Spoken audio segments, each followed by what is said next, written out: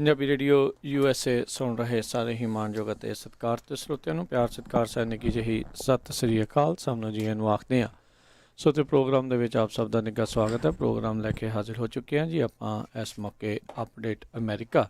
ਅੱਜ ਦਾ ਸ਼ਾਮ ਦਾ ਬੁਲੇਟਿਨ ਆਪਾਂ ਲੈ ਕੇ ਹਾਜ਼ਰ ਹੋ ਚੁੱਕੇ ਹਾਂ। ਹਰਜੋਤ ਸਿੰਘ ਜੀ ਨੂੰ ਸਵਾਗਤ ਹੈ। ਸਤਿ ਸ੍ਰੀ ਅਕਾਲ।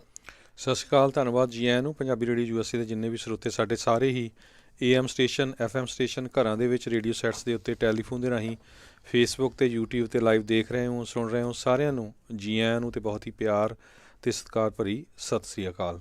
ਸਰੋਤਿਓ, ਅੱਜ ਸਤੰਬਰ ਦੀ 16 ਤਰੀਕ ਆ, ਦਿਨ ਬੁੱਧਵਾਰ ਆ ਤੇ ਤੁਹਾਡੇ ਲਈ ਸ਼ਾਮ ਦਾ ਅਪਡੇਟ ਅਮਰੀਕਾ ਪ੍ਰੋਗਰਾਮ ਲੈ ਕੇ ਹਾਜ਼ਰ ਹੋਏ ਹਾਂ। ਪ੍ਰੋਗਰਾਮ ਸ਼ੁਰੂ ਕਰਨ ਤੋਂ ਪਹਿਲਾਂ ਸਾਡੇ ਅੱਜ ਦੇ ਸਪਾਂਸਰਸ ਉਹਨਾਂ ਦਾ ਧੰਨਵਾਦ। ਖਾਲਸਾ ਇੰਸ਼ੋਰੈਂਸ ਏਜੰਸੀ ਵਾਲੇ, ਜਿਨ੍ਹਾਂ ਦੇ ਕੋਲੋਂ ਤੁਸੀਂ ਹਰ ਇੱਕ ਤਰੀਕੇ ਦੇ ਇੰਸ਼ੋਰੈਂਸ ਕਰਵਾ ਸਕਦੇ ਹੋ। ਇੰਸ਼ੋਰੈਂਸ ਬਾਰੇ ਪਤਾ ਕਰਨ ਲਈ ਕਾਲ ਕਰ ਸਕਦੇ ਹੋ। ਨੰਬਰ 408 272 2500 4082722500। ਨਾਲ ਹੀ Rajpal Singh, Kulwant Singh Brar Bakersfield, Avtar Singh Manzil Clovis, Manjit Singh Fremont, Makhan Singh Mann Wisconsin, Rajinder Singh Chauhan Bakersfield, Amandeep Singh Brar Virginia, Pawan Singh, Gaurav Singh Sahota, Darshan Singh Kang Yuba City, Major Singh Sidhu Bakersfield, Jagtar Singh, Gulzar Singh Aulakh trucking Fresno, Jasvir Singh Fontana, Darshan Singh Kang Yuba City, Balwinder Singh Goldie trucking Greenwood. ਇਹਨਾਂ ਸਾਰਿਆਂ ਦਾ ਧੰਨਵਾਦ। ਜੇਕਰ ਤੁਸੀਂ ਜਾਂ ਕੋਈ ਹੋਰ ਕਾਰੋਬਾਰ ਇਸ ਪ੍ਰੋਗਰਾਮ ਨੂੰ ਸਪਾਂਸਰ ਕਰਨਾ ਚਾਹੁੰਦੇ ਹੋ, ਸੰਪਰਕ 408 722 7698 ਦੇ ਉੱਤੇ। ਜੀ, ਅੱਜ ਦੀਆਂ ਖਬਰਾਂ ਵੱਲ ਆਈਏ। ਜਿਹੜਾ ਸੈਂਟਰਿਸਟ ਲਾ ਮੇਕਰਸ ਜਿਹੜੇ ਆ ਉਹਨਾਂ ਨੇ ਆਫਰ ਕੀਤਾ ਆ ਜਿਹੜਾ ਸਟਿਮੂਲਸ ਕੰਪਰੋਮਾਈਜ਼ ਦੇ ਲਈ, ਜਿਹਦੇ ਵਿੱਚ ਤੁਹਾਨੂੰ ਸਾਰਿਆਂ ਨੂੰ $1200 ਤੱਕ ਮਿਲ ਸਕਦੇ ਹੈਗੇ ਤੇ ਅਨਪਲਾਇਮੈਂਟ ਦੇ ਬੈਨੀਫਿਟ ਜਿਹੜੇ ਆ ਉਹ ਵੱਧ ਸਕਦੇ ਆ। ਪਰ ਇਹ ਸਾਰੇ ਕਾਸੇ ਦੇ ਵਿੱਚ ਕਿਸੇ ਤਰ੍ਹਾਂ ਦਾ ਕੋਈ ਜਿਹੜਾ ਸਟੂਡੈਂਟਸ ਲੋਨ ਦਾ ਜਿਹੜਾ ਹੈਗਾ ਆ ਰਿਲੀਫ, ਉਹ ਕੋਈ ਨਹੀਂ ਹੈਗਾ। ਸੋ 50 ਦੇ ਕਰੀਬ ਜਿਹੜੇ ਸੈਂਟਰਿਸਟ ਲਾ ਮੇਕਰਸ ਆ, ਜਿਹੜੇ ਮਿਡਲ 'ਚ ਆ, ਰਿਪਬਲਿਕਨ ਵੀ ਜਿਹੜੇ ਫਾਰ ਰਾਈਟ ਨਹੀਂ ਮਿਡਲ 'ਚ ਆ, ਉਧਰ ਡੈਮੋਕਰੇਟ ਜਿਹੜੇ ਫਾਰ ਲੈਫਟ ਨਹੀਂ, ਉਹ ਅੱਧ ਜਿਹੇ ਵਿੱਚ ਹੈਗੇ ਆ। ਸੋ ਰਲ ਕੇ ਉਹਨਾਂ ਨੇ ਸਟੇਟਮੈਂਟ ਇਸ਼ੂ ਕੀਤੀ ਹੈਗੀ ਆ। ਕਹਿੰਦੇ ਵੀ ਹੋ ਸਕਦਾ ਅਸੀਂ ਜਿਹੜਾ ਆ ਇਸ ਪੈਕੇਜ ਦੇ ਉੱਤੇ ਕੁਛ ਨਾ ਕੁਛ ਕਰ ਲਈਏ, ਕਿਉਂਕਿ ਕੱਲ੍ਹ ਪ੍ਰੈਜ਼ੀਡੈਂਟ ਡੋਨਲਡ ਟਰੰਪ ਉਹਨਾਂ ਨੇ ਕਿਹਾ ਸੀ ਵੀ ਮੈਂ ਰੈਡੀ ਹੈਗਾ ਆ ਤਿਆਰ ਕਰਨ ਦੇ ਲਈ, ਜੇ ਹੋਰ ਵੀ ਜ਼ਿਆਦਾ ਜਿਹੜੇ ਪੈਸੇ ਵਰਤਣੇ ਹੋਣ। ਕਿਉਂਕਿ ਜਿਹੜਾ ਪਹਿਲਾਂ ਡੈਮੋਕਰੇਟਸ ਵੱਲੋਂ ਇਹ ਕਿਹਾ ਜਾ ਰਿਹਾ ਸੀ $3 ਟ੍ਰਿਲੀਅਨ ਦਾ ਜਿਹੜਾ ਇਹ ਸਟਿਮੂਲਸ ਪੈਕੇਜ ਹੋਣਾ ਚਾਹੀਦਾ ਆ, ਪਰ ਰਿਪਬਲਿਕਨ $1 ਟ੍ਰਿਲੀਅਨ ਤੇ ਅਟਕੇ ਹੋਏ ਸੀ। ਸੋ ਹੋ ਸਕਦਾ ਕਹਿੰਦੇ ਵੀ ਹੁਣ $1.5 ਟ੍ਰਿਲੀਅਨ ਤੱਕ ਕਿਸੇ ਤਰ੍ਹਾਂ ਜਿਹੜੀ ਆ ਐਗਰੀਮੈਂਟ ਹੋ ਜਾਏ। ਸੋ ਇਹਦੇ ਵਿੱਚ $1200 ਤੱਕ ਐਕਸਟਰਾ ਪੈਸੇ ਦਿੱਤੇ ਜਾਊਗੇ ਜੇ ਪਾਸ ਹੋ ਜਾਂਦਾ ਹੈਗਾ ਆ। ਅਤੇ ਪੇ ਚੈੱਕ ਪ੍ਰੋਟੈਕਸ਼ਨ ਪ੍ਰੋਗਰਾਮ ਦੇ ਵਿੱਚ ਵੀ ਕਿਸੇ ਤਰ੍ਹਾਂ ਦੇ ਕਹਿੰਦੇ ਮਨੀ ਹੋਰ ਐਡ ਕੀਤਾ ਜਾ ਸਕਦਾ ਹੈਗਾ ਆ।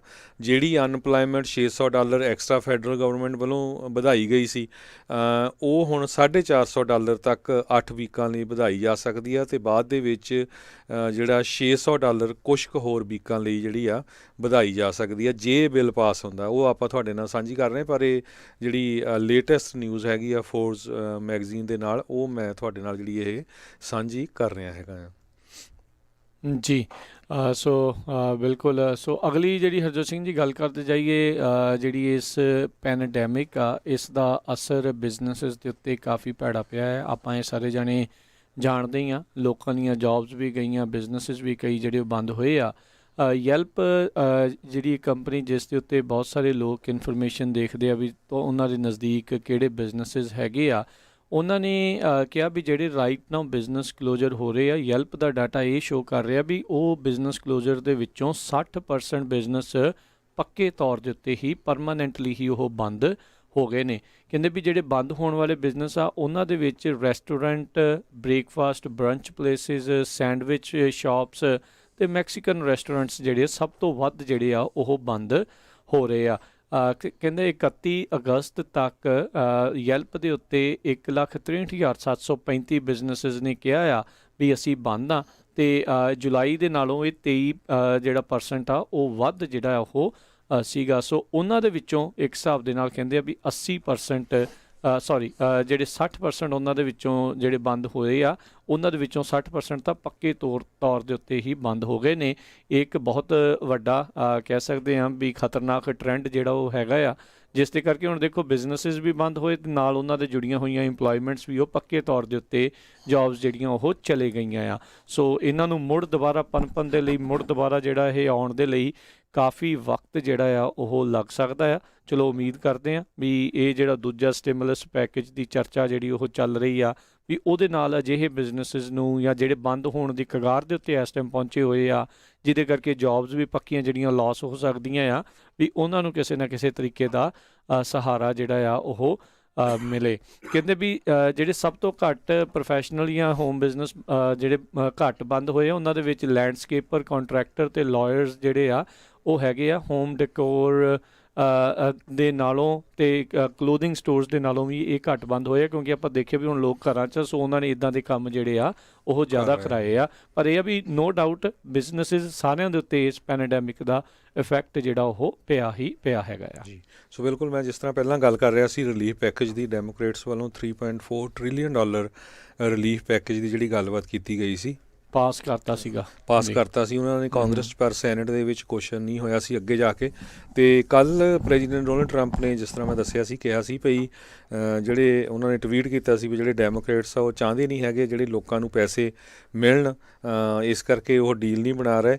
ਤੇ ਪਰ ਉਹਨਾਂ ਨੇ ਨਾਲ ਦੀ ਨਾਲ ਜਿਹੜੇ ਰਿਪਬਲਿਕਨਸ ਆ ਉਹਨਾਂ ਨੂੰ ਵੀ ਇਹ ਕਿਹਾ ਵੀ ਜਿੰਨਾ ਵੀ ਤੁਸੀਂ ਹਾਇਰ ਜਾ ਸਕਦੇ ਆ, ਕਿਉਂਕਿ ਪਹਿਲਾਂ ਰਿਪਬਲਿਕਨਸ $1 ਟ੍ਰਿਲੀਅਨ ਤੇ ਐਗਰੀ ਕਰਦੇ ਸੀ, ਵੀ ਉਹਨਾਂ ਨੇ ਕਿਹਾ ਵੀ ਜੇ ਤੁਸੀਂ ਉਹ ਤੋਂ ਵੱਧ ਅਮਾਊਂਟ ਵੀ ਜਿਹੜਾ ਸਪੈਂਡ ਕਰਨਾ ਚਾਹੁੰਦੇ ਆ ਤੇ ਕਰ ਸਕਦੇ, ਮੈਂ ਤੁਹਾਡੇ ਨਾਲ ਜਿਹੜਾ ਆ ਐਗਰੀ ਹੋਊਂਗਾ। ਜੀ, ਅਗਲੀ ਜਿਹੜੀ ਗੱਲ ਕਰਦੇ ਜਾਈਏ, ਅੱਜ ਟਰੰਪ ਐਡਮਿਨਿਸਟ੍ਰੇਸ਼ਨ ਦੇ ਦੁਆਰਾ ਕਰੋਨਾ ਵਾਇਰਸ ਦੀ ਵੈਕਸੀਨ ਆ ਉਸ ਨੂੰ ਕਿਸ ਤਰੀਕੇ ਦੇ ਨਾਲ ਵੰਡਿਆ ਜਾਊਗਾ, ਉਸ ਪਲਾਨ ਨੂੰ ਸਾਰਿਆਂ ਦੇ ਸਾਹਮਣੇ ਨਸ਼ਰ ਕੀਤਾ ਗਿਆ। ਉਹਨਾਂ ਨੇ ਵਾਈਟ ਹਾਊਸ ਦੇ ਵਿੱਚ ਅੱਜ ਇਸ ਪ੍ਰੈਸ ਬਰੀਫਿੰਗ ਦੇ ਵਿੱਚ ਦੱਸਿਆ ਵੀ ਅਸੀਂ ਵੈਕਸੀਨ ਦੇ ਬਹੁਤ ਨਜ਼ਦੀਕ ਆ, ਤੇ ਕਹਿੰਦੇ ਵੀ ਮੇਰੀ ਸੋਚ ਦੇ ਮੁਤਾਬਕ ਮੱਚ ਕਲੋਜ਼ਰ ਦੈਨ ਜਿੰਨੇ ਲੋਕ ਸੋਚ ਰਹੇ ਆ ਉਹਨਾਂ ਤੋਂ ਵੀ ਜ਼ਿਆਦਾ ਆਪਾਂ ਕਲੋਜ਼ ਹੈਗੇ ਆ। ਉੱਧਰ CDC ਜਿਹੜੀ ਆ ਉਹ ਆਪਣੀ ਟਾਈਮਲਾਈਨ ਦੇ ਮੁਤਾਬਕ ਕਹਿ ਰਹੀ ਆ ਵੀ ਸ਼ਾਇਦ ਇਸ ਨੂੰ ਜਿਹੜਾ ਅਜੇ ਹੋਰ ਵਕਤ ਜਿਹੜਾ ਆ ਉਹ ਲੱਗ ਸਕਦਾ ਆ, ਪਰ ਟਰੰਪ ਐਡਮਿਨਿਸਟ੍ਰੇਸ਼ਨ ਦੇ ਦੁਆਰਾ ਪੁਸ਼ ਕੀਤਾ ਜਾ ਰਿਹਾ ਆ ਵੀ vaccine as early as October ਜਿਹੜੀ ਆ ਉਹ ਆ ਜਾਵੇ, ਬਿਲਕੁਲ ਵੋਟਾਂ ਤੋਂ ਪਹਿਲਾਂ ਜਿਹੜੀ ਲੋਕਾਂ ਦੇ ਵਿੱਚ ਵੈਕਸੀਨ ਆ ਉਸ ਨੂੰ ਲਿਆਂਦਾ ਜਾ ਸਕੇ। ਉੱਧਰ CDC ਦੇ ਜਿਹੜੇ ਹੈਗੇ ਨੇ ਮੇਨ ਬੰਦੇ, ਉਹਨਾਂ ਨੇ ਕਿਹਾ ਵੀ ਵੈਕਸੀਨ ਦੇ ਨਾਲੋਂ ਵੀ ਜ਼ਿਆਦਾ ਕਾਰਗਰ ਜਿਹੜਾ ਆ ਉਹ ਮਾਸਕ ਪਹਿਨਣਾ ਜਿਹੜਾ ਆ ਉਹ ਹੈਗਾ ਆ, ਜਿਹਦੇ ਨਾਲ ਕਾਫੀ ਜ਼ਿਆਦਾ ਇਸ ਦੀ ਰੋਕਥਾਮ ਹੋ ਸਕਦੀ ਹੈ, ਅੱਗੇ ਇਸ ਦਾ ਫੈਲਾਅ ਜਿਹੜਾ ਆ ਉਹ ਘੱਟ ਸਕਦਾ ਆ। ਸੋ ਦੋਨਾਂ ਚੀਜ਼ਾਂ ਨੂੰ ਹੁਣ ਜੋੜ ਕੇ ਹੀ ਜਿਹੜੇ ਸਾਰੇ ਜਾਣੇ ਲੋਕ ਦੇਖ ਕੇ ਚੱਲਣ ਤਾਂ ਇਹ ਚੰਗੀ ਗੱਲ ਹੋਊਗੀ। ਉਹਨਾਂ ਨੇ ਕਿਹਾ ਵੀ US ਨੇ ਸਾਰੀਆਂ ਸਪਲਾਈਜ਼ ਹੈਲਥ ਅਫੀਸ਼ੀਅਲਸ ਦੇ ਦੁਆਰਾ ਦੱਸਿਆ ਗਿਆ ਵੀ ਉਹ ਸਭ ਕੁਝ ਟਰਾਈ ਕਰ ਲਿਆ ਗਿਆ, ਮੈਨੂਫੈਕਚਰ ਜਿਹੜੇ ਉਹ ਕੀਤੀਆਂ ਜਾਣਗੀਆਂ, ਤੇ ਕਹਿੰਦੇ 100 ਮਿਲੀਅਨ ਡੋਜ਼ਿਸ ਜਿਹੜੀਆਂ ਆ ਇਸ ਸਾਲ ਦੇ ਅਖੀਰ ਤੱਕ ਇਸ ਪਲਾਨ ਦੇ ਤਹਿਤ ਜਿਹੜੀਆਂ ਵੰਡ ਦਿੱਤੀਆਂ ਜਾਣਗੀਆਂ। ਸੋ ਉਸ ਦੇ ਬਾਰੇ ਜਿਹੜਾ ਉਹਨਾਂ ਨੇ ਅੱਜ ਇਹ ਜਾਣਕਾਰੀ ਦਿੱਤੀ ਹੈਗੀ ਆ। ਸੋ CDC ਨੇ ਪਹਿਲਾਂ ਆਪਣੇ ਇਸ ਪਲਾਨ ਦੇ ਵਿੱਚ ਦੱਸਿਆ ਸੀਗਾ ਵੀ ਜਿਹੜਾ COVID-19 ਦੀ ਵੈਕਸੀਨ ਹੋਵੇਗੀ ਅਮਰੀਕਨਸ ਦੇ ਲਈ ਜਿਹੜੇ ਇੱਥੇ ਰਹਿ ਰਹੇ ਆ ਉਹਨਾਂ ਨੂੰ ਫ੍ਰੀ ਆਫ ਕਾਸਟ ਜਿਹੜੀ ਉਹ ਲਾਈ ਜਾਵੇਗੀ, ਤੇ ਉਹਨਾਂ ਨੇ ਕਿਹਾ ਵੀ FDA ਦੀ ਅਪਰੂਵਲ ਤੋਂ ਬਾਅਦ ਦੇ ਵਿੱਚ ਹੀ ਜਿਹੜੀ ਵੈਕਸੀਨ ਆ ਉਹ ਡਿਸਟਰੀਬਿਊਟ ਕੀਤੀ ਜਾ ਸਕਦੀ ਆ। ਪਰ ਅੱਜ ਰਾਸ਼ਟਰਪਤੀ ਟਰੰਪ ਨੇ ਕਿਸ ਤਰੀਕੇ ਦੇ ਨਾਲ ਵੰਡਣੀ ਆ, ਕਿੱਥੇ ਕਿੱਦਾਂ ਹੋਊਗਾ, ਉਹਦੇ ਲੌਜਿਸਟਿਕਸ ਆ ਉਸ ਪਲਾਨ ਨੂੰ ਸਾਰੇ ਅਮਰੀਕਾ ਦੇ ਨਾਲ ਜਿਹੜਾ ਉਹ ਸ਼ੇਅਰ ਕੀਤਾ ਹੈਗਾ ਆ। ਬਿਲਕੁਲ, ਬਹੁਤ ਵੱਡੀ ਗਿਣਤੀ ਦੇ ਵਿੱਚ ਜਿਹੜੇ ਲੋਕ ਆ ਕਹਿੰਦੇ ਪਈ ਉਹਨਾਂ ਦੇ ਉੱਤੇ ਜਿਹੜਾ ਵੈਕਸੀਨ ਆ ਉਹ ਟੈਸਟ ਹੋ ਰਿਹਾ ਹੈਗਾ, ਤੇ ਇਹ ਜਿਹੜਾ ਗੈਪ ਦੇ ਹਿਸਾਬ ਦੇ ਨਾਲ ਹੋ ਰਿਹਾ 21 ਦਿਨ ਤੋਂ ਲੈ ਕੇ 28 ਦਿਨ ਦੇ ਹਿਸਾਬ ਨਾਲ 2 ਡੋਜ਼ਸ ਤੇ ਜਿਹੜਾ ਟੈਸਟ ਹੋ ਰਿਹਾ ਹੈਗਾ। ਸੋ ਉਹਨਾਂ ਨੇ ਕਿਹਾ ਵੀ ਜਦੋਂ ਵੀ ਇਹ ਜਿਹੜੇ ਟੀਕੇ ਮਿਲਣਗੇ ਕੋਸ਼ਿਸ਼ ਇਹੀ ਹੋਊਗੀ ਸਾਰਿਆਂ ਨੂੰ ਫ੍ਰੀ ਦਿੱਤੇ ਜਾਣ, ਪਰ ਸਭ ਤੋਂ ਪਹਿਲਾਂ ਜਿਹੜੇ ਹੈਲਥ ਕੇਅਰ ਵਰਕਰਸ ਆ, ਫਸਟ ਰਿਸਪੌਂਡਰਸ ਹੈਗੇ ਆ, ਐਮਰਜੈਂਸੀ ਵਰਕਰਸ ਆ, ਉਹਨਾਂ ਦੇ ਉੱਤੇ ਉਹਨਾਂ ਨੂੰ ਜਿਹੜੇ ਇਹ ਦਿੱਤੇ ਜਾਣਗੇ ਕਿਉਂਕਿ ਉਹ ਉੱਥੇ ਕੰਮ ਕਰਦੇ ਹੈਗੇ ਆ।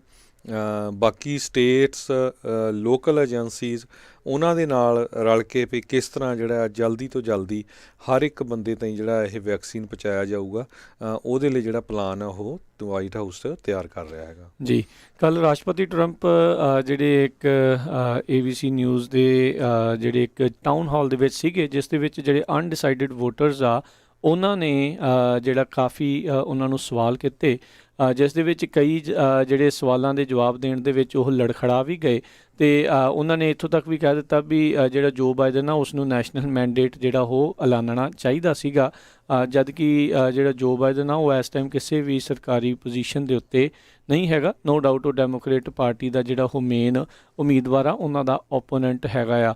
ਸੋ ਇਸ ਤੋਂ ਬਾਅਦ ਦੇ ਵਿੱਚ ਜਿਹੜੇ CNN ਦੀ ਇੰਗਰਾਮ ਹੈਗੀ ਆ, ਉਹਨਾਂ ਨੇ ਲੌਰਾ ਇੰਗਰਾਮ ਨੇ ਕਿਹਾ ਵੀ ਰਾਸ਼ਟਰਪਤੀ ਟਰੰਪ ਨੂੰ ਐਮਬੁਸ਼ ਜਿਹੜਾ ਆ ਉਹ ਕਰ ਦਿੱਤਾ ਗਿਆ, ਵੀ ਜਾਣਬੁੱਝ ਕੇ ਇੱਦਾਂ ਦੇ ਜਿਹੜੇ ਸਵਾਲ ਆ ਉਹ ਕੀਤੇ ਗਏ।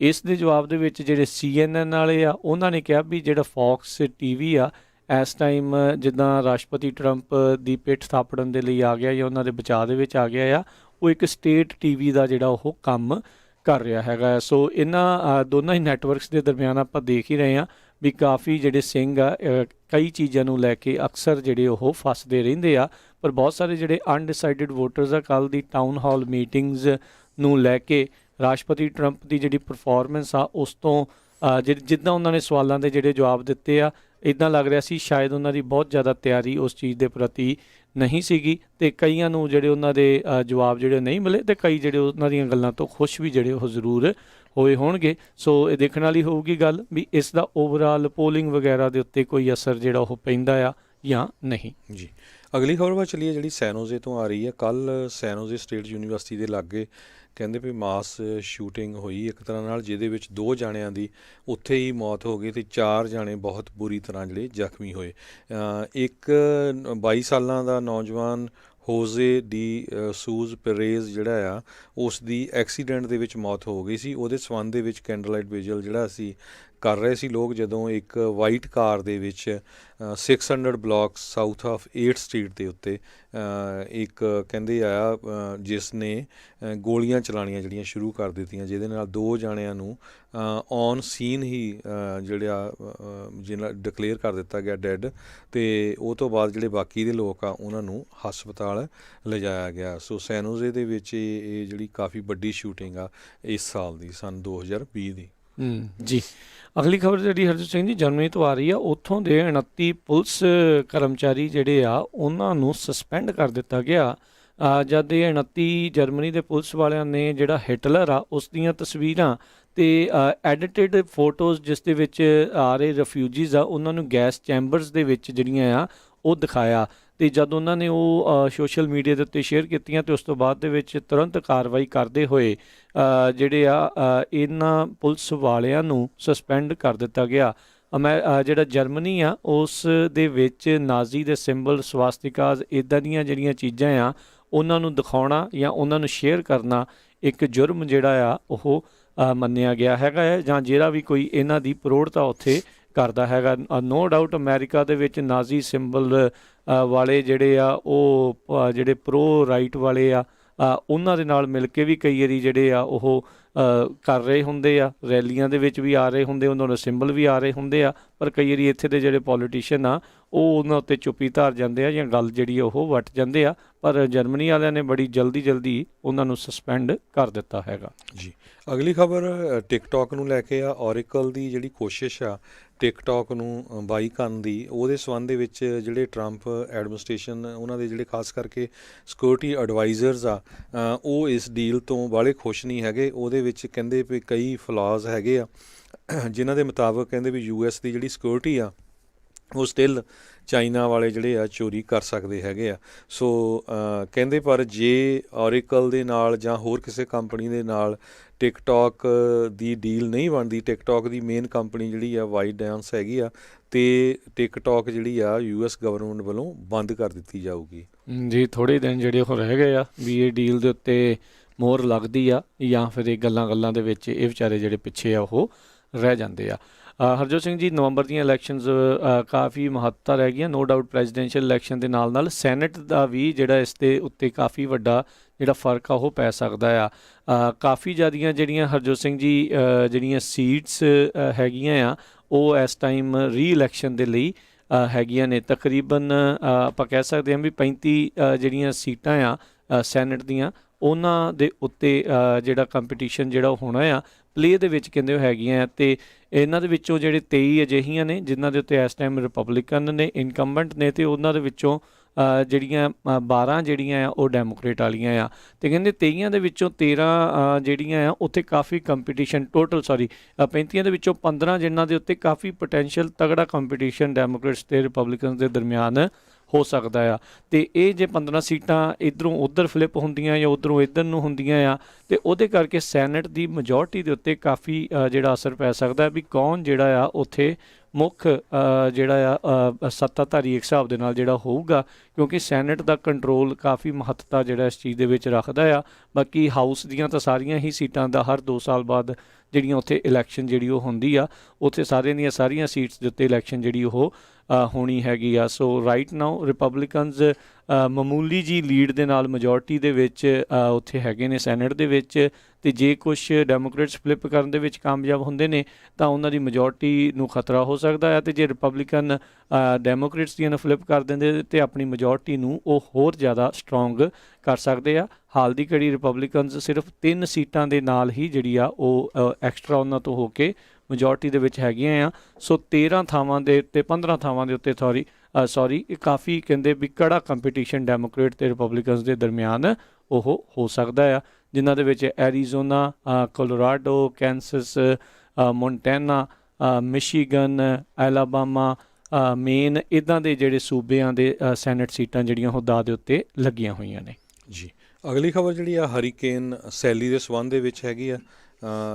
ਅਲਵਾਮਾ ਦੇ ਵਿੱਚ, ਫਲੋਰੀਡਾ ਦੇ ਵਿੱਚ ਬਹੁਤ ਜ਼ਿਆਦਾ ਜਿਹੜਾ ਨੁਕਸਾਨ ਇਸ ਹਰੀਕੇਨ ਦੇ ਨਾਲ ਹੋਇਆ ਆ। ਮੀਂਹ ਬਹੁਤ ਹੀ ਜ਼ਿਆਦਾ ਪਿਆ, ਜਿਹਦੇ ਨਾਲ ਕੁਛ ਏਰੀਏ ਤਾਂ ਡਾਊਨਟਾਊਨ ਜਿਹੜੇ ਆ ਉਹ ਪੂਰੀ ਤਰ੍ਹਾਂ ਪਾਣੀ ਦੇ ਵਿੱਚ ਜਿਹੜੇ ਆ ਡੁੱਬ ਗਏ ਹੈਗੇ ਆ।